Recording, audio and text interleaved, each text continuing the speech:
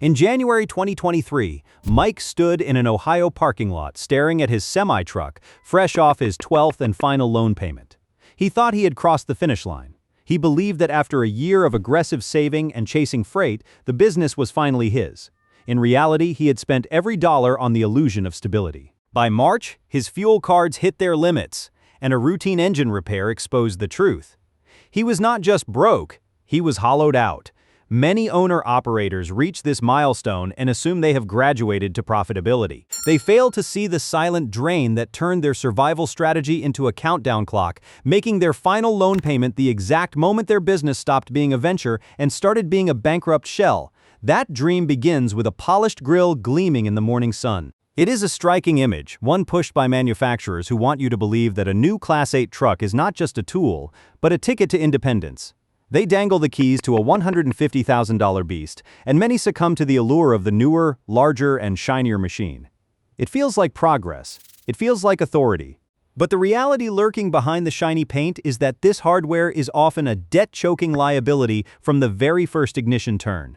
While the salesman focuses on the comfort of a leather seat and the reliability of a showroom warranty, he conveniently avoids mentioning the monthly debt service. This single line item often consumes over 25% of your gross revenue. That is not 25% of your profit. It is 25% of the total money you bring in before you have purchased a single gallon of fuel, paid for a single mile of maintenance, or covered your own insurance. This equipment ego acts as a silent anchor, weighing down your bank account before you have actually earned a dime. You convince yourself that a nicer truck will fetch better contracts, but the market cares about the weight in the trailer and the arrival time at the dock, not the chrome on the bumper. The machine demands its payment every month, regardless of whether you have hauled a load or sat empty for a week. The industry is currently shifting toward a tighter cycle where these fixed costs define your survival. Operating as an independent owner-operator, the financial pressure intensifies when dealing with major logistics entities that enforce 30 to 60-day payment terms. This standard practice forces you to front all operational costs immediately after finishing a delivery, while the compensation for that work remains locked in their accounting systems for 1 or 2 months.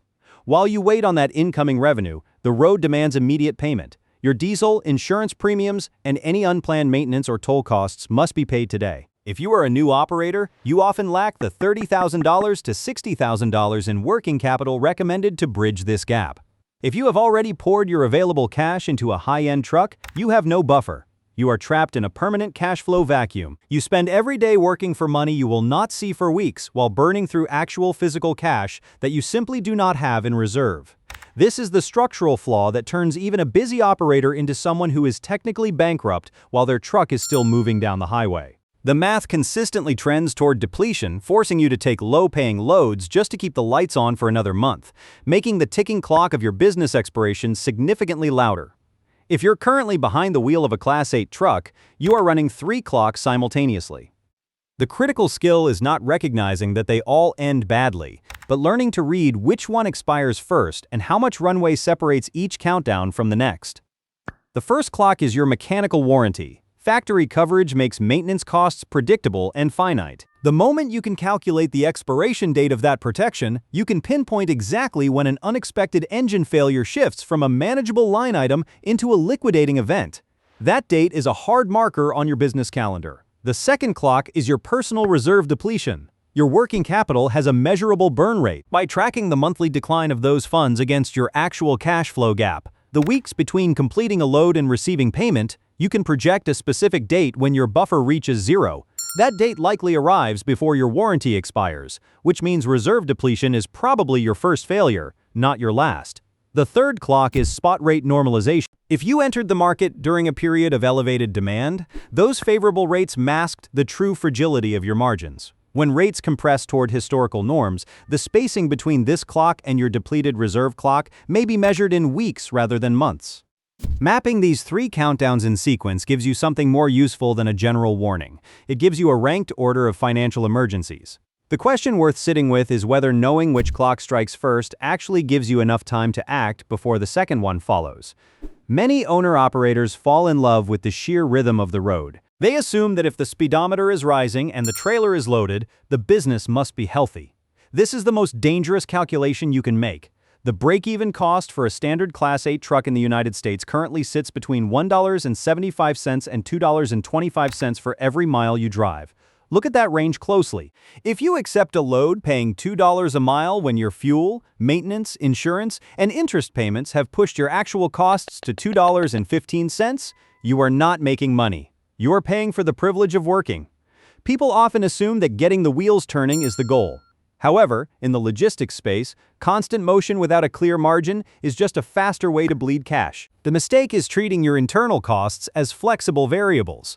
While you might be able to stretch a tire change for another 1,000 miles, you cannot negotiate away interest on a $150,000 truck. When you ignore the true cost per mile, you mistake volume for profit. This cycle of working harder to cover the losses generated by your own low-paying miles is exactly how the bank account drains before the second year even ends. Yet the final barrier to survival remains hidden, manifesting not in the lane, but in your tax obligations.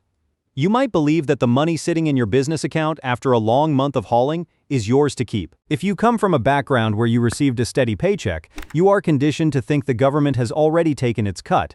As an owner-operator, you are no longer just the driver, you are the entire company.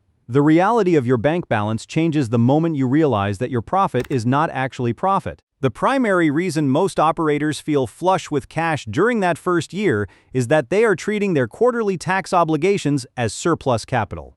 You have to account for a flat 15.3% self-employment tax. That total is split between 12.4% for Social Security and 2.9% for Medicare. Most new operators never set this money aside because it does not appear as a payroll deduction on a pay stub. When the quarter ends and the IRS comes to collect, your entire cash reserve can disappear in a single transfer. You're basically paying the employer portion of the tax that you would have expected a corporation to cover in a standard job. This is the financial landmine that triggers after you have burned through your initial reserves. You walk into the second year expecting a profit, only to find the taxman has stripped the equity you thought you were building. The cumulative effect of these drains creates a pattern that explains why few survivors ever make it past the 2-year mark. Your struggle is not a streak of bad luck. The numbers tell a cold, calculated story. According to data from Truck Club, 85 to 90% of new owner-operator businesses fail within the first 2 years of operation. Every problem we have covered, from the crushing debt service of a new truck to the silent erosion of the 15.3% self-employment tax, is part of one singular, unified point of failure. You start with the illusion of control, but by the end of year 1, a perfect storm hits. The warranty on your new equipment expires, leaving you directly exposed to massive repair bills you can no longer afford to ignore.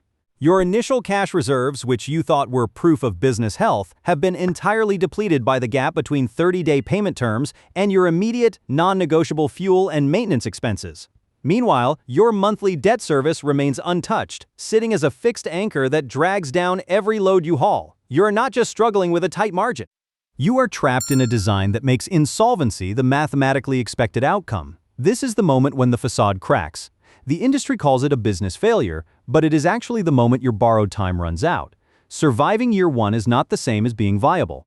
You have been operating in a state of suspended animation, and the second year is simply where the math catches up to the reality of your ledger. The origins of this systemic trap date back to a specific legal shift. The first 12 months in business rarely reflect a thriving operation. More often, they reflect a temporary deferral of true costs, vehicle wear accumulating silently, self-employment tax obligations building in the background, and initial capital reserves absorbing losses that were never recorded as losses at all. To understand why that structural fragility exists, 2 distinct pressures need to be examined separately because conflating them obscures how each one actually works. The first is the legacy of the Motor Carrier Act of 1980. That legislation shifted the burden of insurance and vehicle maintenance away from large carriers and onto independent contractors. This was a wholesale redistribution of operational risk across the industry. Not a payment terms policy, but a redefinition of who absorbs the cost of keeping a truck on the road. Large carriers retained rate-setting leverage while offloading the expenses that fluctuate most unpredictably. The owner-operator became, in effect, the industry's designated shock absorber. The second pressure operates through an entirely separate mechanism: broker and carrier payment terms. The 30 to 60-day settlement window that defines standard industry practice means every completed load represents an interest-free loan extended by the operator to the broker. The operator's fuel costs, maintenance bills, and toll expenses fall due immediately. The revenue covering those expenses does not arrive for weeks. This dynamic benefits the broker as a class, as cash held longer earns float and administrative risk is transferred downstream. It is a structural feature of the deregulated market, not a byproduct of the 1980 legislation.